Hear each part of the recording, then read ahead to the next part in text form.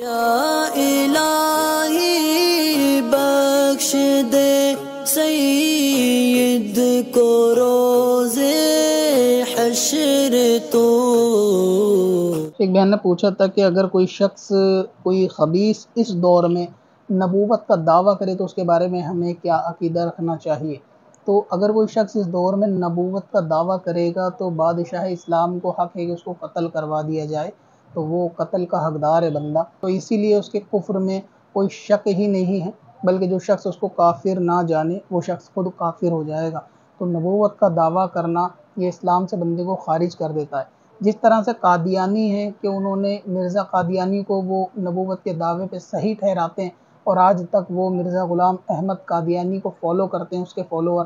اسی بنا پر علماء اہل سنت ان کو جو ہے دائرہ اسلام سے خارج قرار دیتے ہیں اور کافر قرار دیتے ہیں۔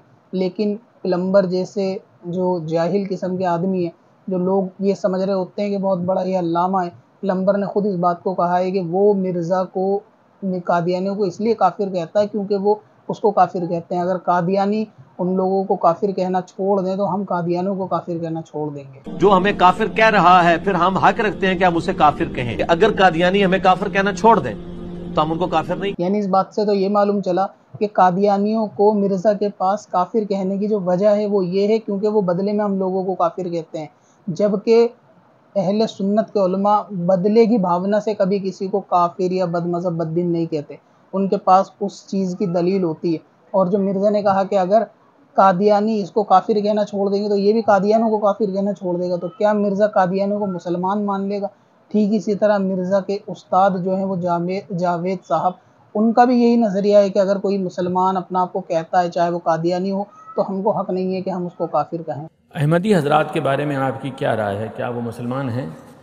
دیکھیے میرا نقطہ نظر، اور ذرا دل تھام کے سن لیجئے، وہ ہمیشہ سے یہ ہے کہ ہر وہ شخص جو اپنے آپ کو مسلمان کہتا ہے، مجھ کو کوئی حق نہیں ہے کہ میں اس کا انکار کروں۔ تو اس سے تو یہ معلوم چلا کہ کوئی نبوت کا دعویٰ کرے گا پھر بھی خود کو مسلمان کہے گا معاذ اللہ، تو بندہ اس کو تب بھی مسلمان جانے گا۔ تو یہ ان لوگوں کا سوشل میڈیا پہ ایمان ہے، اور لوگ ان کے فالوور ویورشپ دیکھنے کے بعد یہ سمجھتے ہیں کہ لوگ یہ بہت زیادہ علم والے ہیں، قرآن حدیث کی باتیں کرنے والے ہیں، تو ایسے فتنے سے بچنا چاہیے۔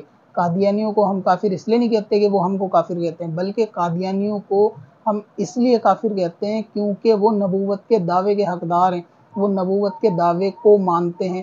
اور جو مرزا قادیانی نے نبوت کا دعویٰ کرا تھا وہ یہ سمجھ رہا تھا کہ میں اب اس کا حقدار ہوں، اور باقی لوگوں نے اس کو جو ہے ایکسیپٹ کرا اور فالو کرا، اس بنا پر ہم اس کو کافر کہتے ہیں۔ بھلے ہی وہ ہمیں کچھ بھی کہیں، وہ ہمیں کافر نہ بھی کہیں، تب بھی ان پہ کفر کا یہ حکم رہے گا جب تک قادیانی لوگ اس کو نبی مانتے رہیں گے۔ تو قادیانی یا اس جیسا کوئی بھی شخص جو نبوت کا دعویٰ کرے گا بلا شبہ وہ کافر ہے، اور اس کے کفر میں شک بھی نہیں کیا جا سکتا کہ یار شاید مسلمان ہو۔ یہ شاید والا پوائنٹ بھی ایسا شخص کے لیے نہیں ہے جو نبوت کا دعویٰ کرے۔